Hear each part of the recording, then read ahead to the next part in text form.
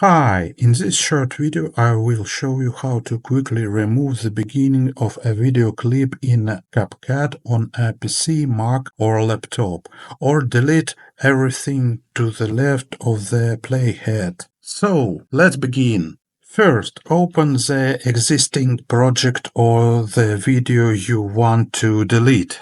Then drag the video down into the timeline. Next, move the playhead to the point when you want to trim the clip.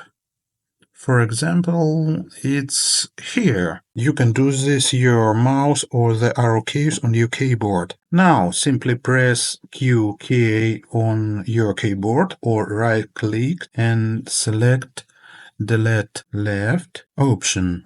That's it, the left part of the video is gone and the clip is trimmed to the length you need. See, that's very easy.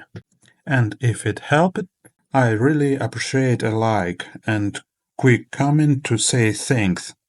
Thanks for watching and see you in the next tutorial.